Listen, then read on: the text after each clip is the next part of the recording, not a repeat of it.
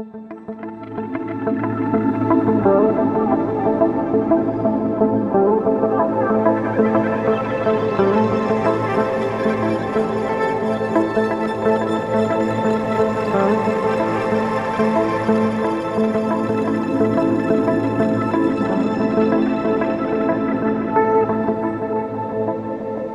is what makes me happy all of my life. And that's it also here. Make me happy to see that I think that I did a lot of work to reach what we have now.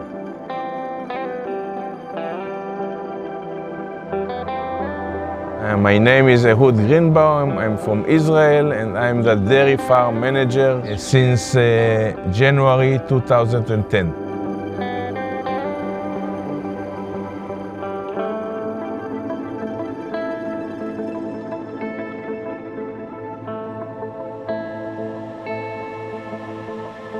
Ferma are în jur de 660 de hectare pe care le lucrează, împărțite pe următoarele culturi: 200 de hectare de orz, cam 100 de hectare de lucernă și diferența pentru porumb, care este în mare parte porumb silos.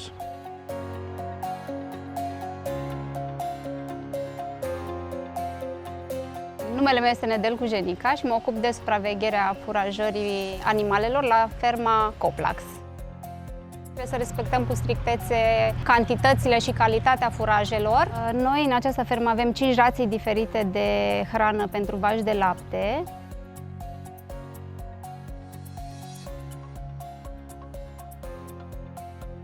I'm Sangha Dungana. I'm from Nepal and I'm here doing this job since 4 years. Most of the time I will invest in the milking parlor.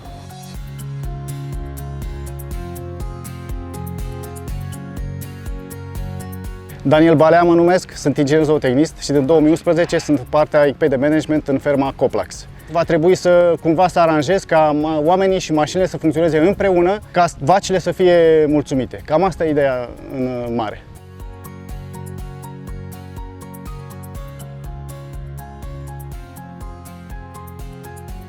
Lucrez din anul 2005.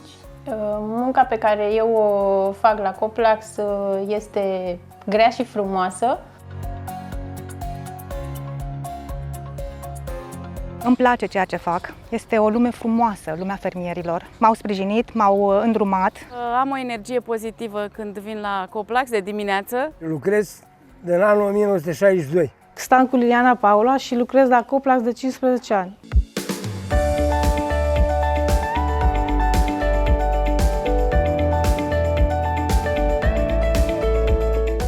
Coplax are per total 35 de angajați pe departamente diferite: sala de murs, maternitate, centru furajer, întreținere, partea vegetală și partea administrativă. Planul nostru de viitor pe termen scurt și mediu este, cum a fost până acum, de a îmbunătăți tot ce facem. Producția pe câmp, producția de lapte, sănătatea animalelor, condiții pentru oameni.